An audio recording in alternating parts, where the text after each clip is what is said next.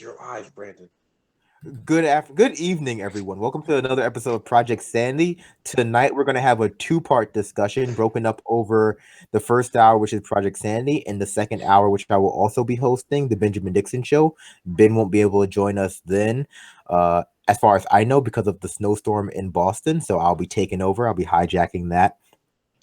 And so we're going to start tonight with a little bit of a talk about the two-party system and whether our two parties are working as they are intended to work.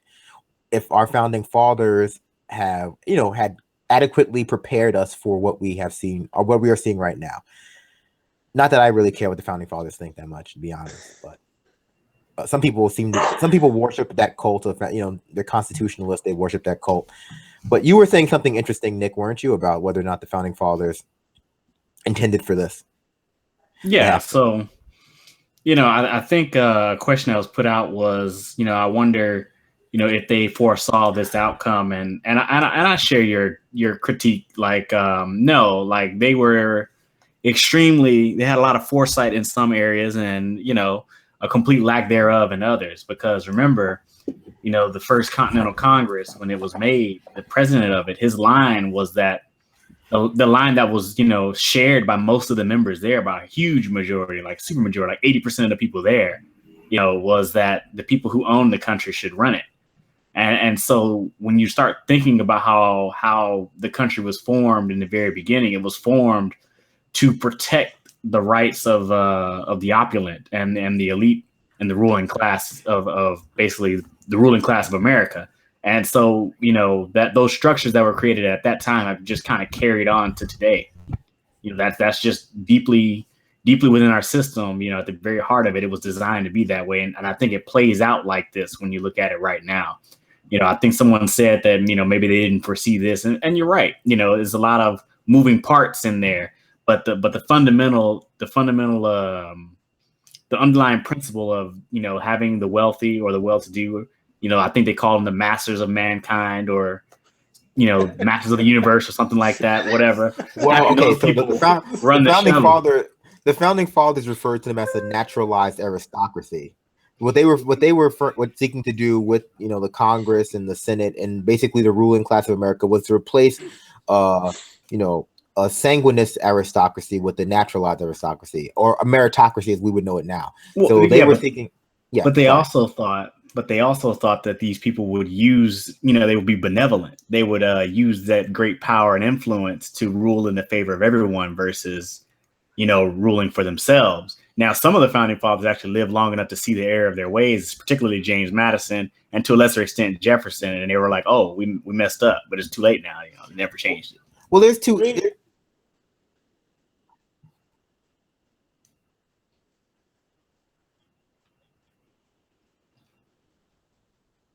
Yes. Oh, yeah. Yes. Oh, yeah. Well, okay. Well, there's two. Well, just to talk about what Nick said, foresaw that. Right. Go ahead. Well, just to talk to what Nick said, there's two intersecting things right there. And I said the I word. I said a conjugate of the I word, whatever you call it. And in the sense that there is the old noblesse oblige mentality there, that the nobility, regardless of how they became noble, will have this sort of Spider-Man-esque, with great power comes great responsibility to do what's best for everyone else because of their power and their position. And then there's also that kind of Protestant work ethic, Weberian notion that people are rich because they work hard or because they're predestined to go to heaven, and that this sort of intrinsic attachment of morality to wealth that we still see nowadays, where people are elevated to a moral, where we treat class like a hierarchy in a ranking system. So they are both morally better and morally superior and technically better in our eyes. So what were you going to say? No, I was going to say, now they did have some points in that usually, your average person was not as educated. A lot of times they couldn't read or write or things of that nature. So you could make an argument on that point, but that doesn't mean that the way they see things and their experience and their opinion on how their lives should be run is invalid. So, Well, I really let's think real kind of quick. tread the line there. Real quick with that though, especially because, and I like that you bring that point up, Nick, because here's one of the things that we have to remember, especially when we talk about how, the founding fathers era, is that the federal government really didn't have that much power to shape an individual's life, right? Like what was going on with Congress, the laws they passed, didn't really affect, and to an extent, it really doesn't affect our daily lives that greatly, unless we're talking like trade deals or something. But at the time, the average Joe, it really didn't matter what Congress said. So and I think that's part of it, though. I definitely do agree, though, that there was this idea that, and we do still see it today, that if you have wealth, you are somehow smarter, better, more capable than those that do not. Well, and so that's just part of our government.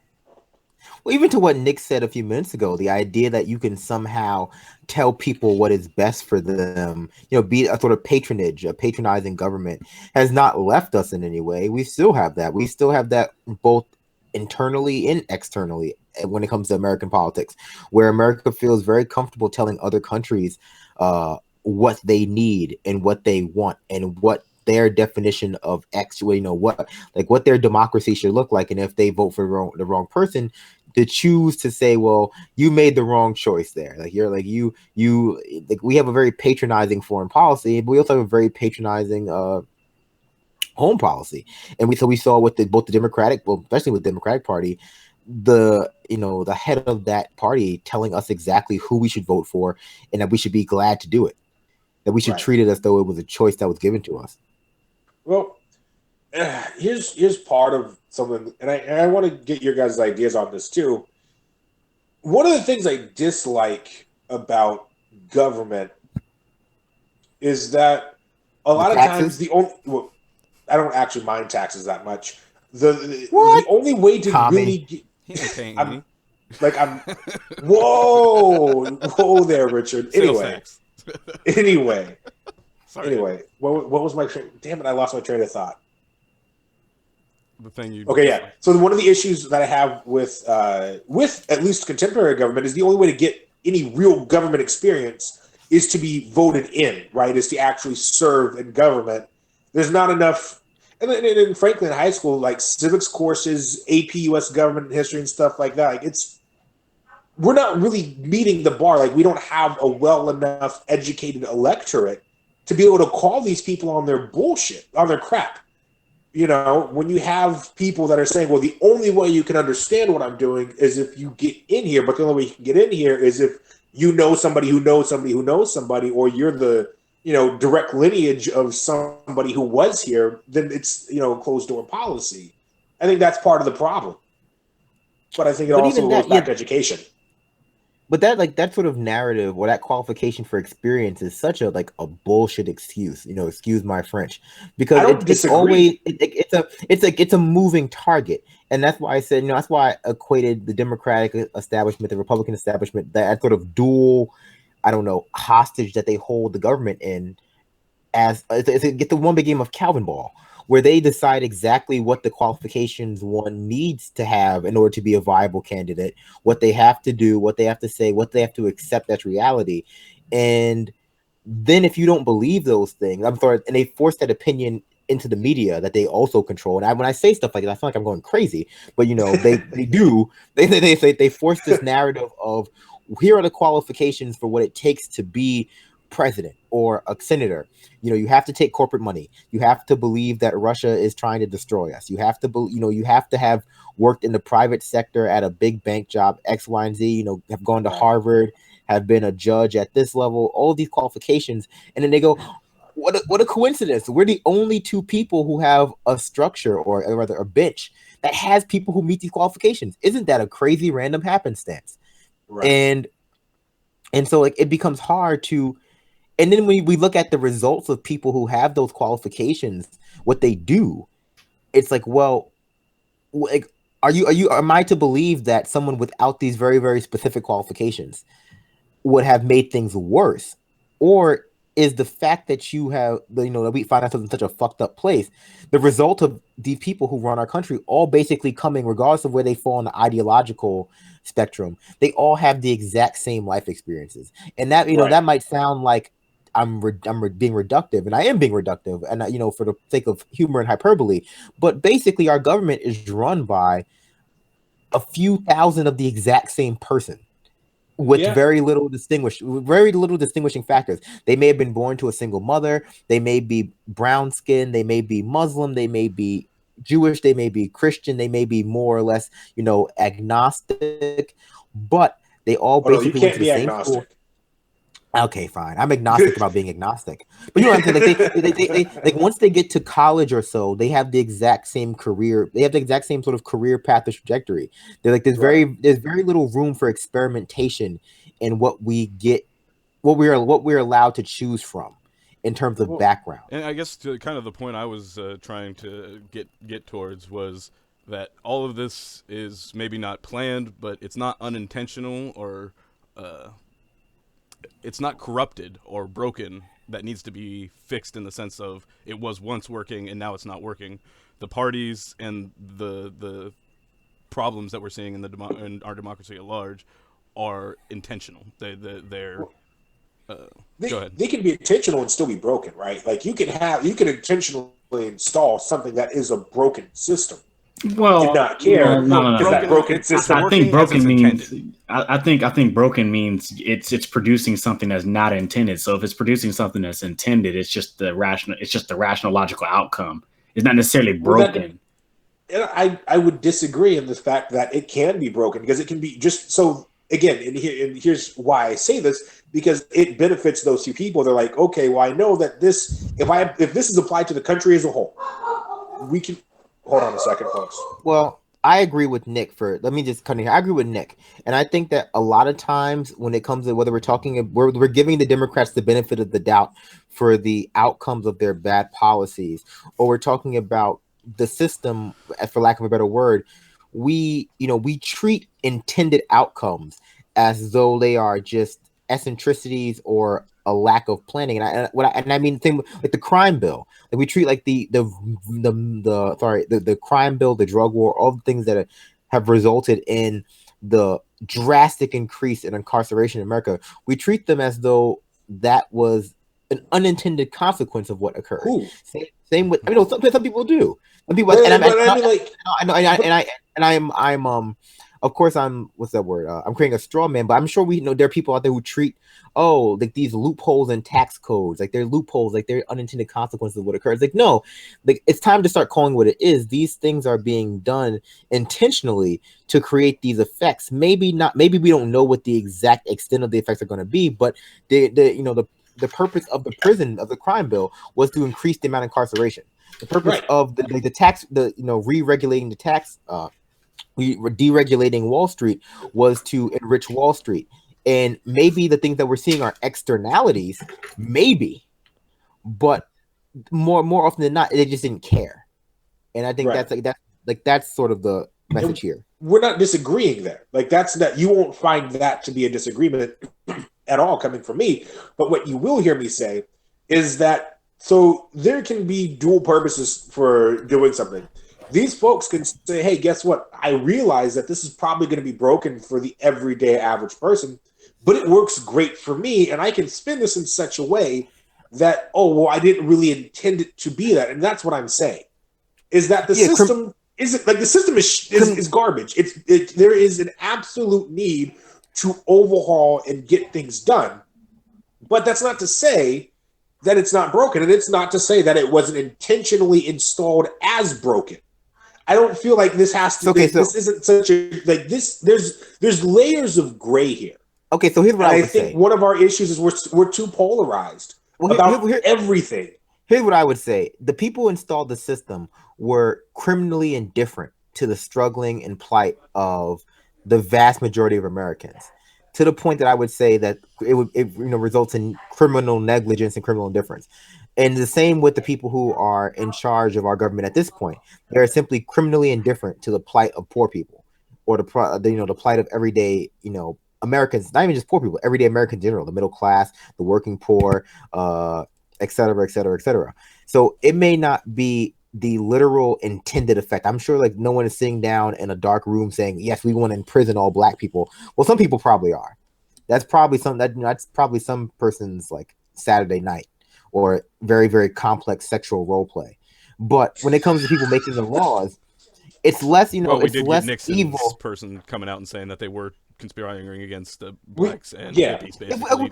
We can't hold everyone to the same high standard of evil that we hold Nixon to. I think that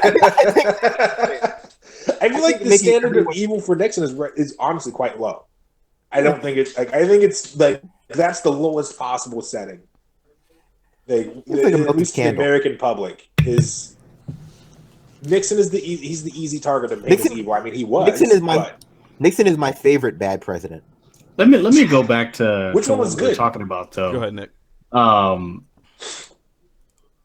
Back when we said like mass incarceration, like to be honest with you, to say the whole idea that these things are unintended, they know full well what the results will be of these policies when they go through. They just don't care.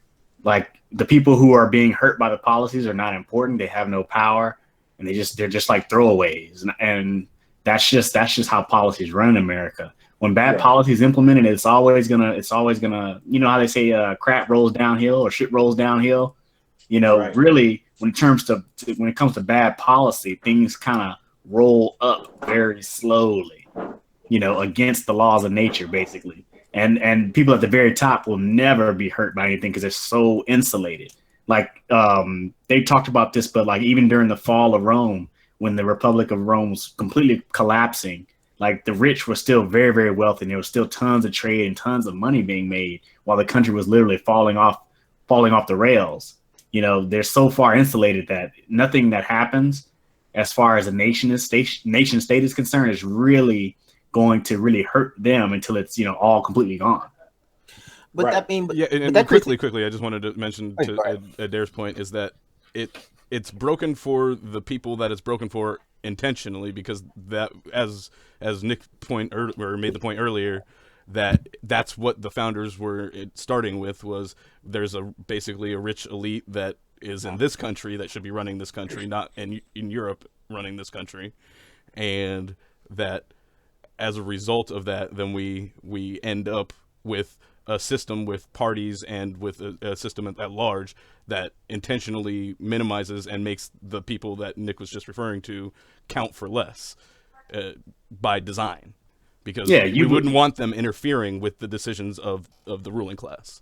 Those people are almost like they're sacrificed. Like you're the shoe that somebody else puts on to walk in and put 100 miles on you, and then they throw you to the side. As you're basically you're basically the fuel for their engine. You're indispensable, but you're excluded from the decision-making process by design. Well, to illustrate that point that Richard just made, you're indispensable, but you're designed just to not be a part of the process. This country was founded on slavery. Like, slave labor was what built this country, like literally built the country. But slaves were absolutely not allowed to be they were written into the Constitution to not even be people, have any shot. That's absolutely true. We can't forget also that it took several iterations at writing into the Constitution black people being citizens before we finally sort of mostly get to vote and participate at almost the same rate or a bit availability as white folks. Almost. And let's include Native Americans.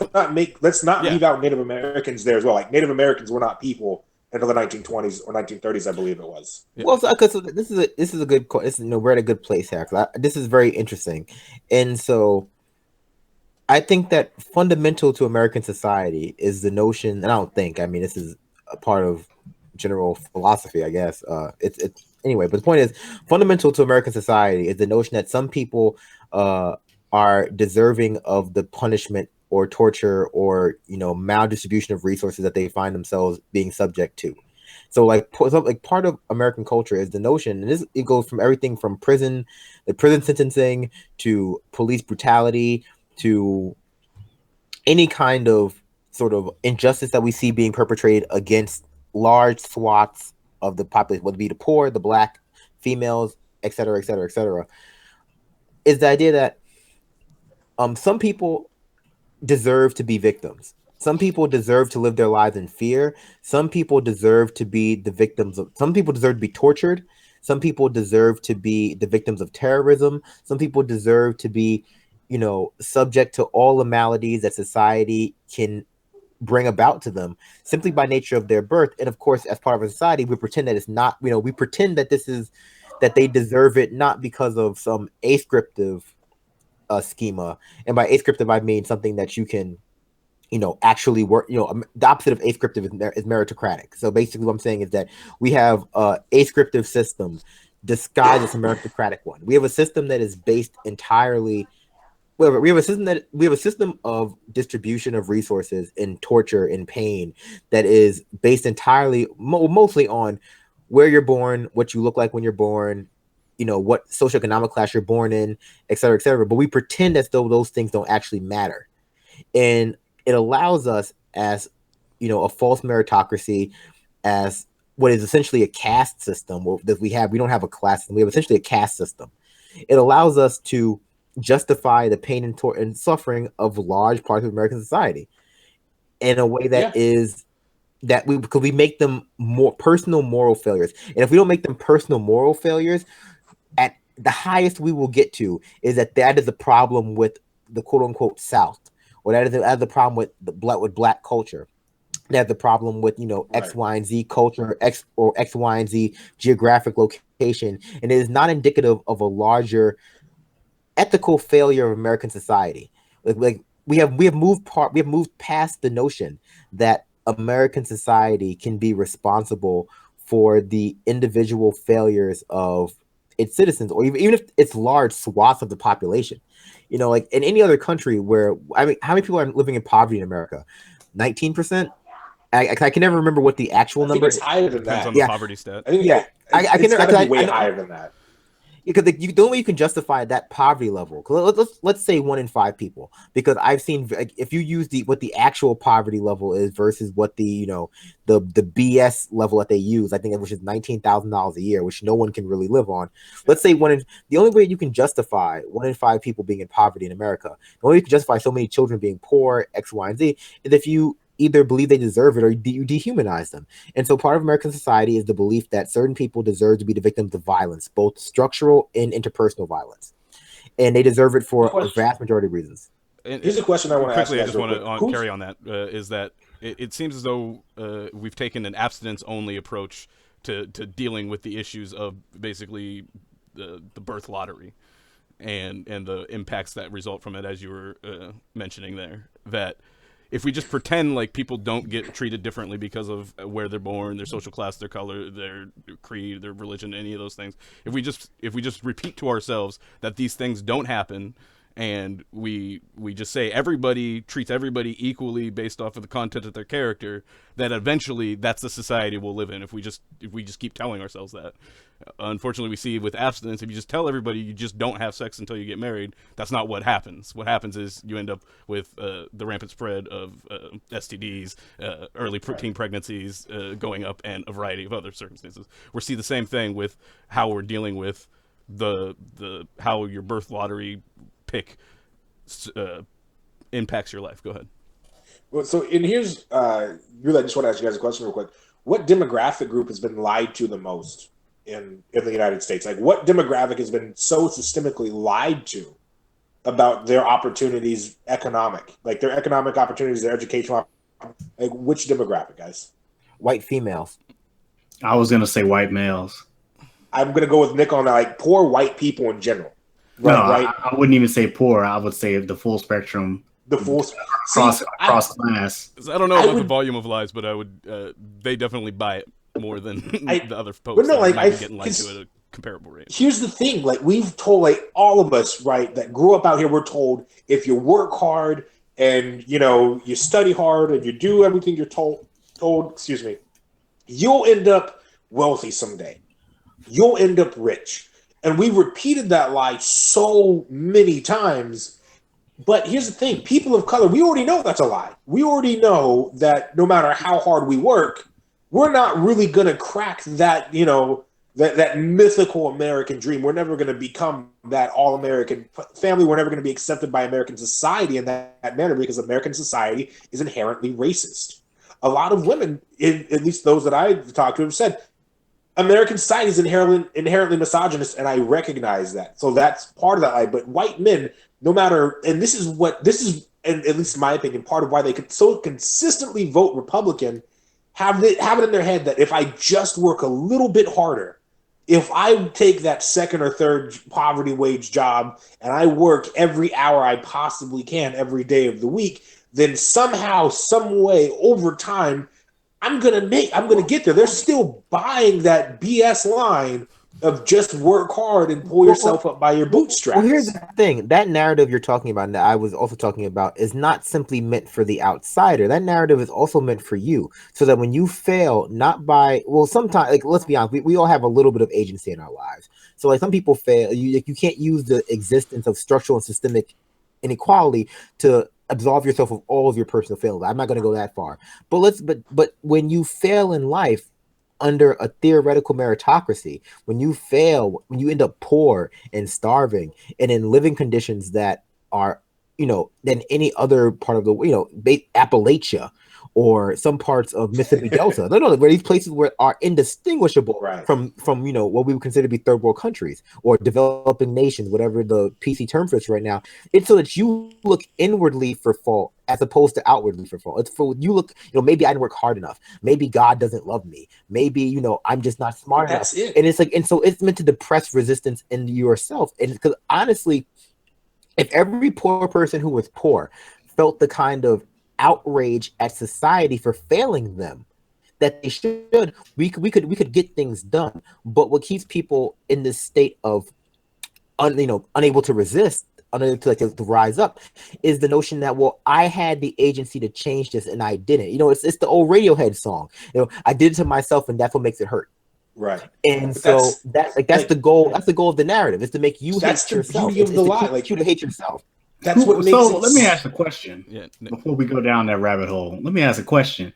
What do you think is more destructive? Because I tend to think that the most destructive is the fact that people who actually went out in the system, who rise to the top, the creme de la creme, the top of the top, the wheat separated from the chaff, when they get all the way up to the top, they feel like, they're righteous and that they're better than everybody. They're smarter, that they've done things right. And that, if you want to get to where they are, you just have to work as hard as they did. And all the advantages that they inherently had to help them get there all go out the window. It was all based upon their own merit.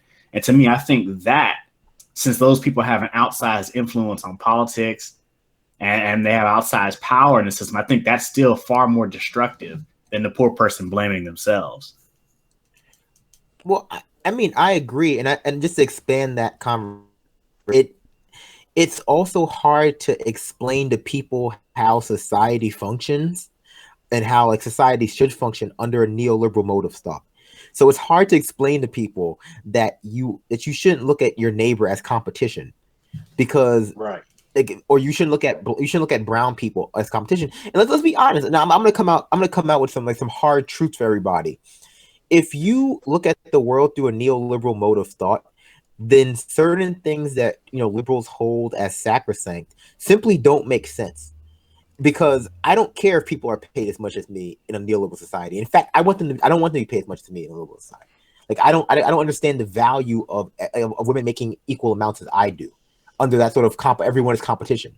I don't understand the value of affirmative action. Like these sort of things, we have framed conversations that should be taking. We have allowed a lot of conversations about economic equality and economic equity and social mobility to be framed under and through a neoliberal Mexicon. Wow, I'm sorry about that. Using neoliberal language and under a neoliberal framing, and we have to be able to think outside that box and say, listen, a society, we're talking about affirmative action, whether it be for people of color or women or LGBTQ people, a society that doesn't utilize 50% of its population in reference to women with 51% is not a productive society. Everyone does poorly. And so what you described earlier about the rich people, living in their ivory castle, pretending like the world around them isn't burning, it's because we have conditioned them to believe that it's not. And I would love if people had empathy. I would love if everyone had empathy for people who didn't look like them. But this comes back to a larger conversation. instead of having empathy, how about we adequately explain the stakes that exist in society? Like how about we adequately explain what's at stake with racism? Because there is a true cost of racism. If you don't like, I'm sorry, if you don't like militarized police and you don't believe that racism is a problem, I don't know how to talk to you about militarized police.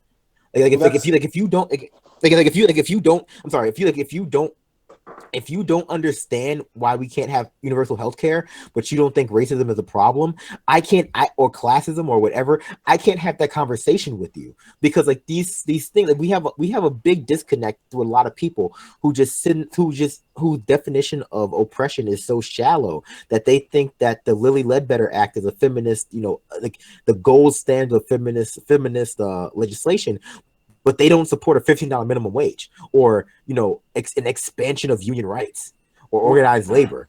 And it's like I don't know how to have a conversation with you. Like I don't know how to, without having to make you literally jump outside of yourself. I want to go back to what Nick asked though about which is worse, please. And I'm not gonna lie, like at least in my lifetime, I've come across, and just being black, I've come across a lot of really bougie black Republicans, right? The folks that made it to an upper middle class neighborhood and have a nice job, and they're just like, well, I did this because I pulled myself up by my bootstraps. This is all me. I didn't get any help getting here. When that's a bald-faced lie. Like there's no way anybody moves up, in this world without either, likely stepping on top of somebody, but also getting handouts from other people. So I really, I think that's worse. And I think I can at least try to tie the two of what Brandon was going on and what you were saying, Nick. I think the absolute, the biggest detriment to moving past this is that person of color who believes that they made it further in life because of their merit, right? And as such feels like, well, I need to become, I feel like I can be assimilated into the ruling class. I can be assimilated into the white supremacy. And we see this with, what's his name? The sheriff in Milwaukee who called Black Lives Matter a terrorist group, right? You see this idea of, well, if I just align myself far enough with the supremacy, with the wealthy people, if I say I didn't get any help and I ignore this and I perpetuate this lie for them, if I perpetuate this lie that does nothing to help me out, does nothing to help out other poor people, but then I get held up and I get all these applause and praise from these, folks in power, from the ruling class, from the supremacy group. If I continue to be their mouthpiece to say, well, hey, look, here's a good person of color, listen to them, they know what they're talking about, you must not be working hard enough, right? Wait. They're the issue. I have something, I agree with you, and I have something really smart to say. And so I'm going to say it before I forget it. Okay, and so this comes back to the problem with class reductionism as it exists in our society. And a lot of times, what we do is we make success synonymous with whiteness. And so when people of color rise to that level of success, they overperform whiteness. And part of that is the white supremacy to black people and then black mobility are black people, are rich black people. And some of that is by happenstance, and some of that is by actual, being just simply shills.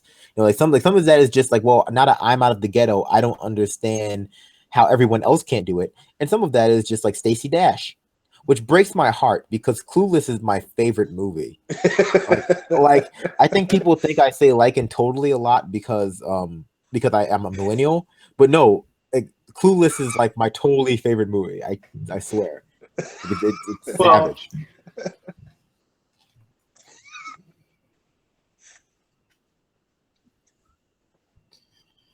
What happened to Alicia Silverstone? Yeah, but I just think that when black people and people of color, or even women, become really successful, there's always that chance that they will overperform success and be unable to extricate success from whiteness. And so, and overperforming whiteness tends to be a sort of virulent thing where they perform it like a very ugly version of whiteness, which is racism. Yeah, well, hold on. I think you guys. Okay. Oh, really? That's totally great. Okay, That's savage. so let me come out. I think we're being a little bit hard on them, and here's why: because we're kind of neglecting the fact that there is an entire industry set up to keep people confused and to pump that narrative out there. You know, so and it's a very seductive ideology. It's very, very difficult to resist being drawn into that, because I don't know if it's like a human thing or is it a cultural thing, but human beings tend to have a desire to want to differentiate themselves from others. And they generally want to have a positive feeling about it. So they always want to feel like they're better or more righteous than someone else or an entire other group. So that's a very seductive ideology. And it's reinforced by their life experience, where they've gotten all these things and other people just didn't. You know, so let's not be too hard on them. That doesn't mean that they're right. But, you know, I wouldn't say, you know, they're necessarily becoming racist against Black people. I really do just believe they feel like, I really do believe they feel like they're just better. They're just I know. I don't hold anyone. Okay, so here's the thing. I mean, I don't hold anyone's racism against them from a personal level. I understand that we are socialized into a racist society, and that's something that we all have to struggle with on an everyday level. Like, I don't hold anyone's racist nonsense against them at a personal level. I don't think people were not reasoned into racism, no matter how many bullshit articles people can find, like on NIH about, you know, people being adverse to people with different melanin levels. People weren't reasoned into racism. People were socialized into it. And, you know, there is no racism. There's a biological racism. There's a biological basis for hating people who are different than you, definitely. But race in and of itself is a social construct. You could hate tall people. You could hate short people. You could hate people with blonde hair, like I do, because I think that their eyebrows are weird. But so I don't consider racism to be a non-starter when it comes to people like me hating somebody. I just need them to critically engage with it. And my point was that in a lot of ways we treat success as synonymous with whiteness. Like, in order for a Black person to be successful, they have to shed their Blackness in a performative sense. Like they don't need to like literally bleach their skin, although that helps because, you know, colorism, but they have to shed whatever remnants of the hood or remnants of the inner city they have, and, you know, and like perform whiteness or perform quote unquote positive Blackness, which is basically just being white.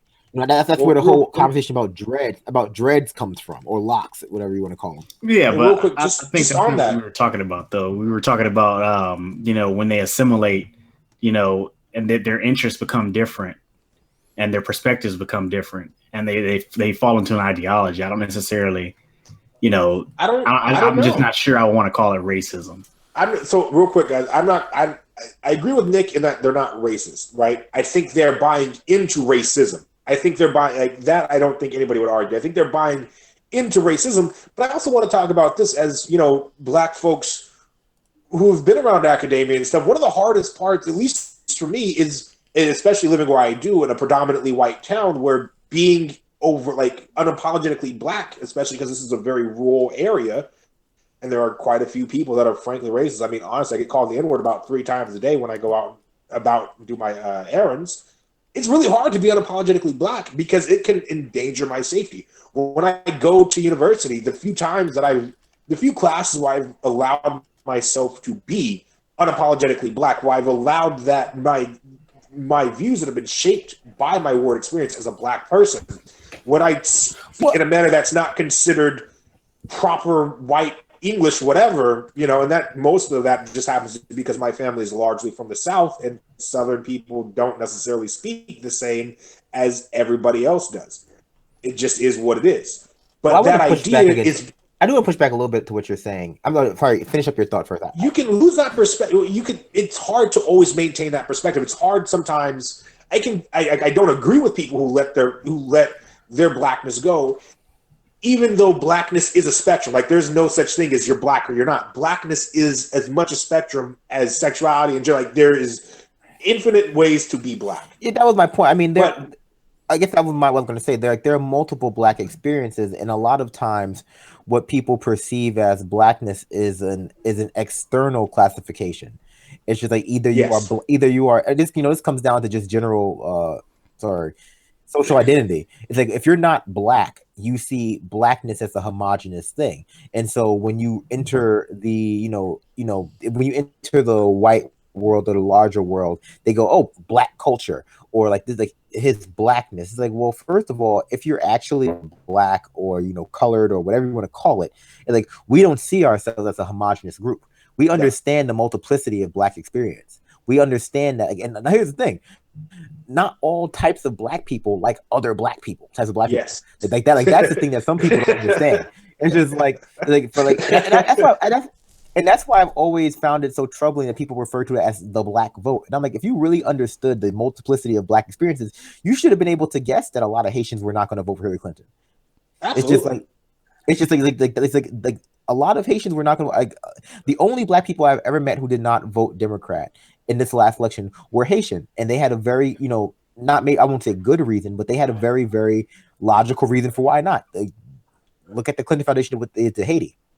Yeah. And I mean, and so treating black people as with a homogenous set of experiences, a homogenous set of ideas, the homogenous set of desires, wants, expressions of self is a fallacy of white America and just non-black people. Well, you see how prevalent it is when you saw how the media looked at when one candidate was appealing towards a certain demographic or another, especially when it came to black folks, how the media covered it versus how black people, a variety of black communities, were viewing or receiving it were very different. And you can just see that it's not just in a couple of places; it's prevalent everywhere from the top to the bottom as far as how people see it that way. Go ahead, Adair.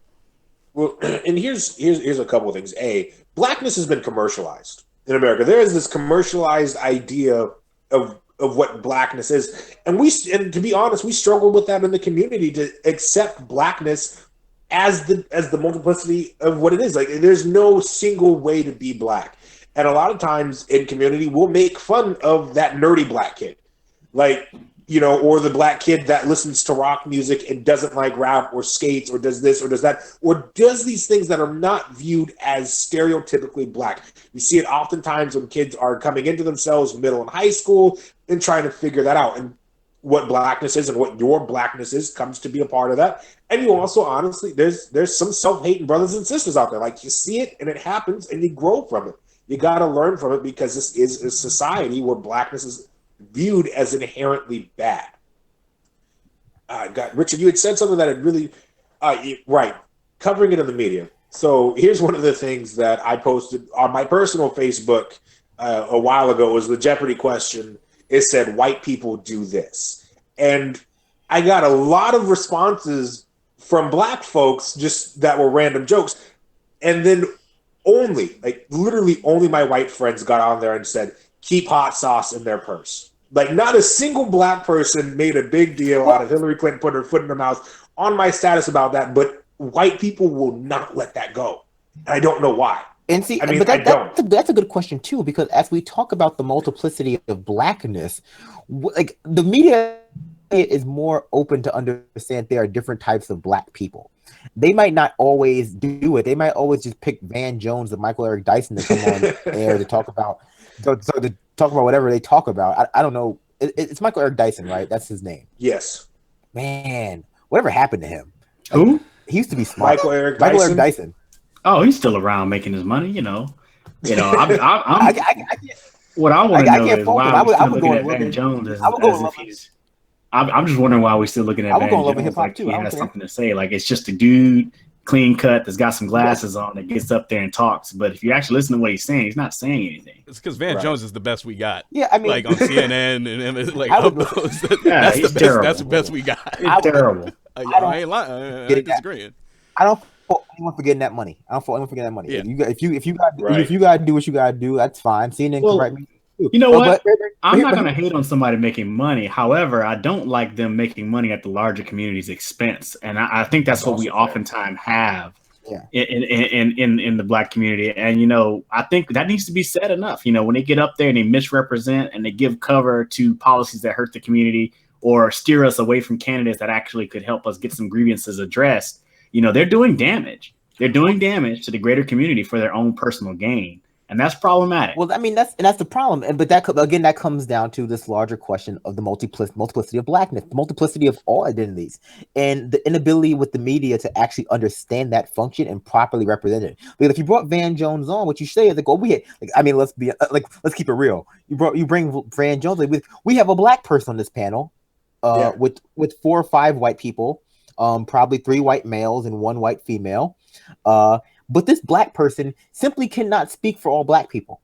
He's better at speaking for black people than these 4 white people, depending on what their education experience is. Because I think we saw that on what was the show? Oh my gosh, I'm seem ignorant, but there was a show where there was an actual civil rights educated, writer who happened to be white, and a black person who was a conservative on the other side, and the host tore the white person apart for using the N-word, despite the fact that he was, engaging in a very critical analysis of Trump's policies and the effects of, the Trump White House on black people and in covert racism. She just could not get over the fact that the white person used the N-word, and she sort of deferred to the black person about black experience. I'm like, but this white person here, he's not black, but he literally he's an expert in this.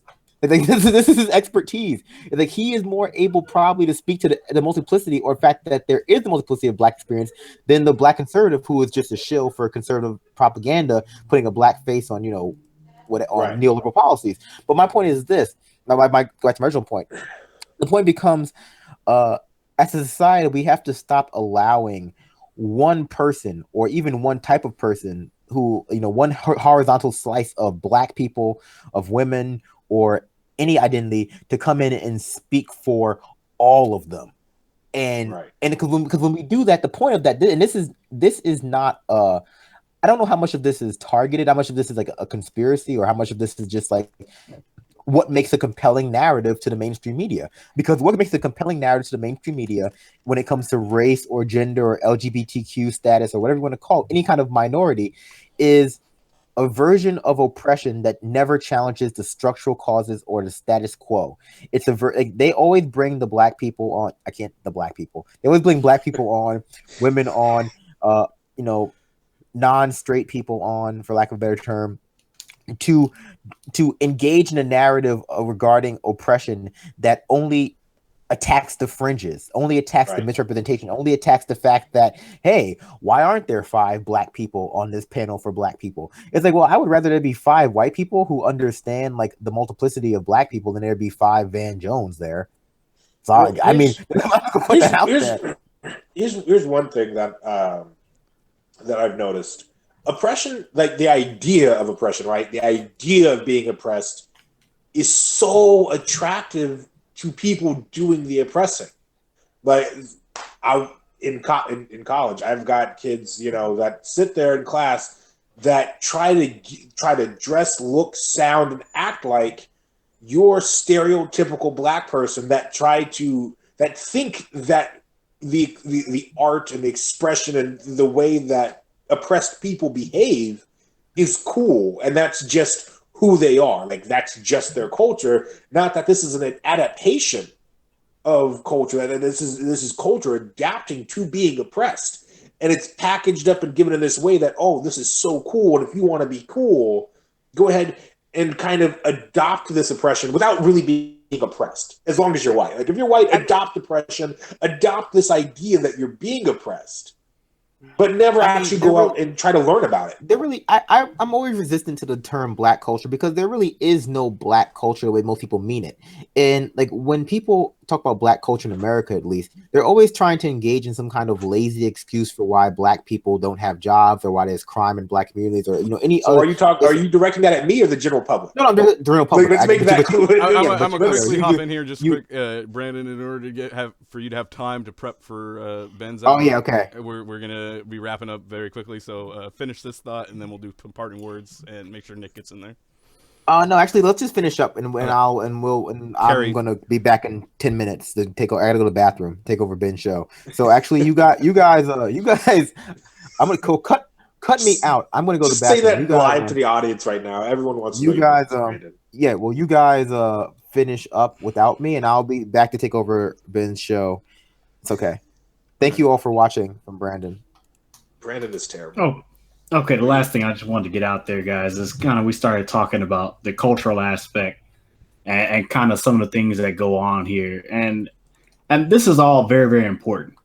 This is all very, very important in having an understanding of how society works and how it's structured and what some of the problems we face are.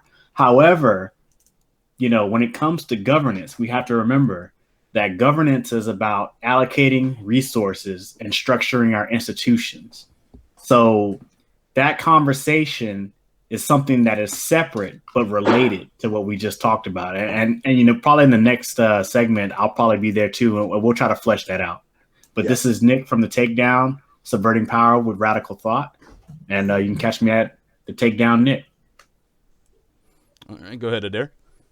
All right. Well, I appreciate all of you guys watching at home. I really do agree with you there, Nick, and what you're saying that these are two different components of an issue, and that I hopefully will be joining you and Brandon in the next hour to talk more about this, because I think this is a really worthwhile conversation. Just understand, folks at home, that a lot of times in the media, you're given an idea about a person or a group of people based on the lens of a single individual. No single individual could ever give you the breadth and depth of the experience as a person of that group. So when we talk here about Blackness, we are talking largely from our personal points of view, our personal experiences. And a lot of times we'll try to say, hey, this is my experience. This is why I view it the way I do. So just make sure, folks, that you understand. No one person can speak for us all. Thanks for watching. You can find me on Twitter at Adair Schmidt, capital PS. I will be retaking and then posting my political ideology tests on Twitter later. I'd love to see what you guys get, since we are talking about purity, ideological purity here, and I'm pretty sure I'm the most liberal of all of us. It is very possible. I just want to thank everybody for joining us. One of the things I want to say, and I guess hopefully you guys can carry into the conversation in the next hour, is that when we're talking about reforming, rebuilding, uniting, those types of things, that fundamentally many aspects of the system are not designed to function the way we would like them to design or to function. So along with the superficial stuff of the faces and the names that we see on ballots and so on and so forth, it's going to be important to look at the structures in which we pass along these levers of power, and how they're manipulated and how we want that to go forward. And it's not good enough to just look back to the founding fathers and what they originally intended, or some of those things. I think, to borrow a phrase, we need to expand our political imaginations to include different forms or different functionalities of how our government actually exists and how it functions at some of the more basic levels, and the participation of our citizenry. But with that, please subscribe to the Benjamin Dixon channel, The Way with Anoa, Nick's Takedown. Make sure to watch that. You can find it on Ben's channel. We also have our channel, Project Sanity. Make sure to check that out, please. We weren't able to broadcast there tonight, but we will in the future. Also, make sure to check out Our Revolution TV. With Dave Conan. He is over there. They have a lot of focus on environmental and green issues inside of California. He's been very helpful with us over here, but he's also working real busy over there. So he's the robust opposition now, not Our Revolution TV. Oh, okay, robust opposition. At least that's what I believe. Okay, and so that's you'll see a lot of great information regarding the pipelines and other stuff there. So make sure to check that out. Other than that, again, thank you all for watching, and good night and good luck.